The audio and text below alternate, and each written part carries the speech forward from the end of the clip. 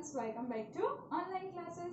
आज तो मेरे पीछे बोर्ड तो है ही नहीं, डिफरेंट बैकग्राउंड है। आप लोग सोचोगे आज क्या पढ़ाएगी मैम, स्टोरी या फिर एसएस का कोई टॉपिक ऐसे बैकग्राउंड में। जी नहीं, आज ना ही मैं आपको स्टोरी पढ़ाने वाली हूँ और ना ही एसएस का हिस्ट्री, ज्योग्राफी या फिर सिविक्स पढ़ाने वाली। आज मैं आपको इंग्लिश के एक राइटिंग सेक्शन का टॉपिक सिखाने वाली हूँ जो कि है email writing. Let's go. Hello students, तो अब मैंने जैसे बोला कि ईमेल राइटिंग हम पढ़ने वाले हैं। तो ईमेल राइटिंग जो है वो दो टाइप की होती है, एक तो है फॉर्मल और इनफॉर्मल। तो पहले मैं आपको सारे टिप्स सिखाती हूँ, फिर डिफरेंट जो ईमेल के टाइप्स है उसके बारे में भी इंफॉर्मेशन साथ ही साथ देती जाऊंगी। जब हम ईमेल टाइप करते हैं तो मेन कौन कौन सी चीजें ध्यान रखनी होती है, तो पहला है हेडिंग और दूसरा बॉडी ऑफ मेल। तो हेडिंग में हमें ध्यान रखना होता है फ्रॉम, टू और सब्जेक्ट। ये फ्रॉम यानी कि जो सेंडर है उसका ईमेल आईडी लिखना रहेगा, टू यानी जो रिसीवर है उसका ईमेल आईडी लिखना रहेगा, और सब्जेक्ट जिसके ऊपर हम ईमेल लिख रहे हैं उस सब्जेक्ट को हमें बहुत ही शॉर्ट में समझाना है, या वो 2-3 वर्ड में होना चाहिए। पूरा लंबा सेंटेंस नहीं लिखना है, वरना वो पूरा सब्जेक्ट का जो सेंटेंस है वो पढ़कर ही बोर हो जाएगा। बॉडी ऑफ मेल जो है वो दो टाइप के होते हैं, एक होता है मैसेज फॉर्मल और इनफॉर्मल। इनफॉर्मल मैसेजेस जो है वो हमारे फैमिली मेंबर्स को, लव्ड वन को या फ्रेंड्स को हम भेजते हैं, और फॉर्मल ईमेल्स जो है वो कॉर्पोरेट एरिया में यूज होते हैं। ठीक है, तो उस हिसाब से दोनों के मैसेजेस अलग होते हैं, तो उनमें थोड़ा थोड़ा डिफरेंस होता है मेल की फॉर्मेट में भी। सैल्यूटेशन जो है, अगर आप इनफॉर्मल ईमेल लिख रहे हैं तो वहां पर आप डियर लिखोगे और फिर जो भी जिसको लिख रहे हैं उसका नाम लिखोगे। बट अगर वो फॉर्मल ईमेल है तो आप क्या लिखोगे, रिस्पेक्टेड सर और रिस्पेक्टेड मैम। ठीक है, क्योंकि हम रिस्पेक्ट देते हैं सामने वाले पर्सन को, उस हिसाब से हम सैल्यूटेशन लिखेंगे। फिर आगे बढ़ते हैं ओपनिंग लाइन पर, यानी कि जब हमारा सैल्यूटेशन खत्म हो गया, सारी चीजें ऊपर ही खत्म हो गई, फिर हम लिखेंगे हमारा पैराग्राफ। तो उसमें हम स्टार्टिंग में लिखेंगे, अगर इनफॉर्मल है तो होप यू आर फाइन, और अगर इनफॉर्मल में ही आप किसी को रिप्लाई दे रहे हो उनके ईमेल का तो लिखोगे रिसीव्ड योर मेल। अब फॉर्मल जो है उसमें ये लाइंस लिखने की जरूरत नहीं है। ओके, तो डायरेक्टली हम जो हमारा मेन टॉपिक है जिसके ऊपर हम मेल लिख रहे हैं उसके बारे में लिखना स्टार्ट करेंगे। I am writing this email to inform you या फिर टू टेल यू। इस तरह से हमारा जो सब्जेक्ट है उसके बारे में हम पूरा जो सेंटेंस बनाकर यहाँ पर लिखेंगे और उन्हें इन्फॉर्म करेंगे कि हमने ये ईमेल उनको किस लिए लिखा है। और फिर लास्ट में आएगा कंक्लूजन, जिसमें आएगा रिगार्ड्स और थैंकिंग यू। इनफॉर्मल है तो हम रिगार्ड्स भेजेंगे हमारे फैमिली मेंबर्स को, लव्ड वन को और फ्रेंड्स को, और अगर हम फॉर्मल ईमेल लिख रहे हैं तो लास्ट में लिखेंगे थैंकिंग यू।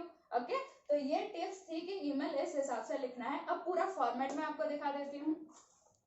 फॉर्मेट होगा हमारा इस हिसाब से, जब भी आप मेल खोलोगे तो ऊपर फ्रॉम तो हमारा आएगा ही, यानी कि फ्रॉम यानी कि जो सेंडर है उसका ईमेल आईडी, तो यहाँ पर खुद का ईमेल आईडी लिखना है।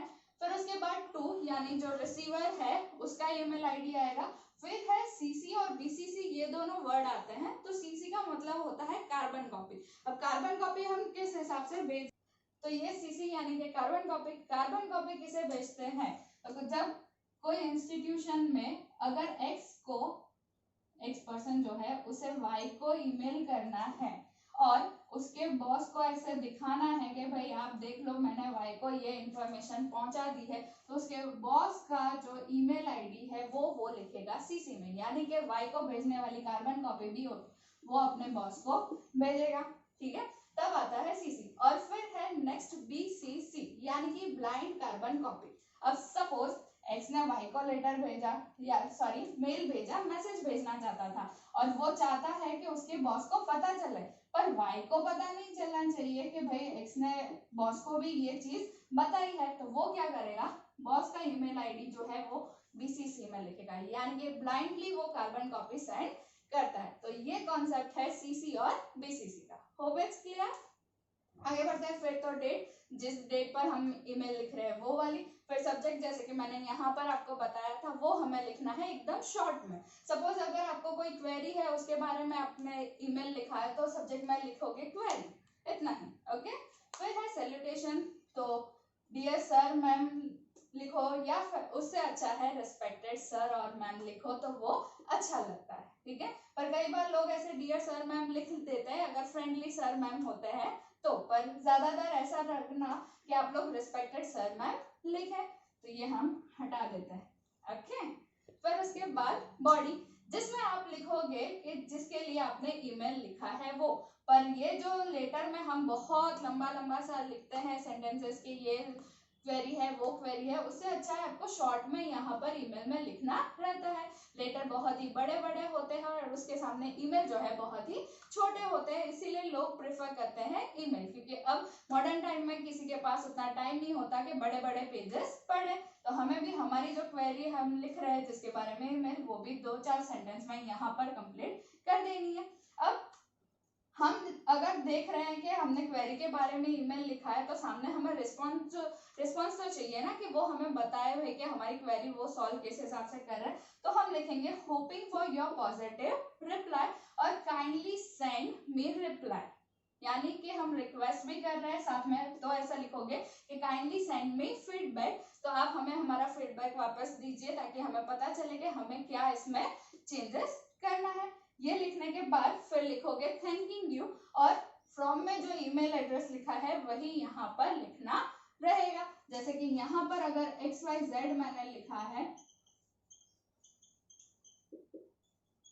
तो यहाँ पर भी मैं XYZ ही लिखूंगी। कई बच्चे क्या करते हैं, अगर यहाँ पर जो ईमेल आईडी उन्होंने लिखा है इस हिसाब का दिया है, तो वो लास्ट में लिखते लिखते इतने खुश हो जाता है ना कि मैंने एक ईमेल लिख दिया, तो वो अपना खुद का नाम लिख देंगे। तो ऐसा नहीं करना है, जो यहाँ पर ईमेल आईडीज लिखे हैं उसी हिसाब से नाम लिखना है। होप कि आप लोगों को ये ईमेल राइटिंग आ गया होगा। तो अब आप क्या करोगे, आज रेन बहुत अच्छा आया है, तो मैं सोच रही हूँ कि मैं वो जाकर एंजॉय करूँ, अभी भी रेन हो रहा है, तो आप भी एंजॉय करें और फिर एक ईमेल लिखे अपने फ्रेंड को कि आपने किस हिसाब से रेन एंजॉय किया है।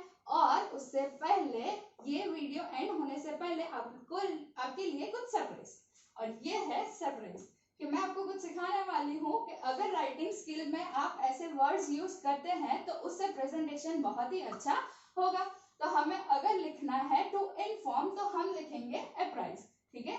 फिर अगर हमें पूछना है सामने वाले को that you are in a good health, तो हम उन्हें पूछेंगे पिक ऑफ कंडीशन, ठीक है। तो यानी कि आपकी हेल्थ जो है वो अच्छी कंडीशन में, उसके हिसाब से।